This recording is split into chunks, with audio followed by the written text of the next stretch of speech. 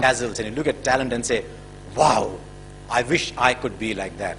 And yet you find that excellence is not about talent alone. In fact, a major part of excellence has nothing to do with talent.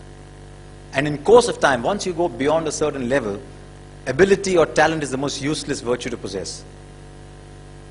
It's what you do with that talent that matters. And that's why he used a word, Mukesh used a word that I love, attitude. Beyond a point, it is attitude that counts for far more than talent. Because talent breeds an ego. And talent never solves problems beyond a point. And I was fascinated by something that Sandy Gordon said when we were doing a program together. Because I had seen a lot of young cricketers, extremely talented, who the moment they faced a roadblock did not know what to do. Because they had never had to struggle to succeed. They always used their talent to succeed.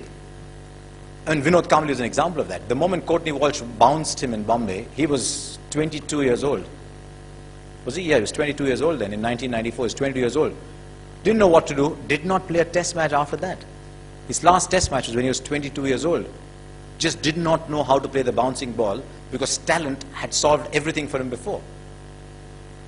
In the Australian Army, when they are, and this is something that doesn't come from sport, but it's something a sports scientist told me, that when they're building an elite core team, they look at your career record, your track record, and if you've never failed, they don't pick you. They don't pick you because they say, if this man experiences failure, will he know what to do? They pick people who failed and bounced back. And that is where your attitude comes through. And, I mean, let's look at excellence. What is excellence about? It's about being in the top 10% in your profession. I mean, I know I'm talking to people who want to be in the top 1%, but there are a lot of ordinary people around us around. So let's say top 10%.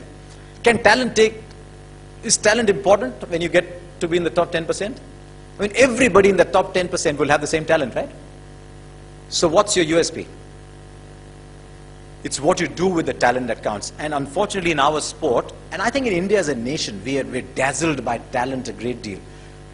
I have found that beyond a certain time, in sport, as indeed in broadcasting, that your work ethic and your attitude counts from far more than talent.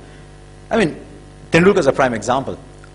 The moment you say Tendulkar, if I asked you to, if you had one of those things that talk show hosts do, I'll give you a word and you give me a connecting word in one word.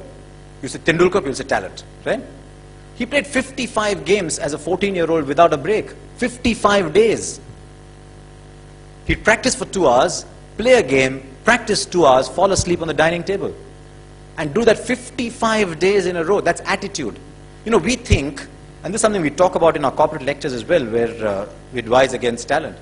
When Tendulkar was born, it wasn't that this nurse picked him up and said, here, Mrs. Tendulkar, here's 70 hundreds for you.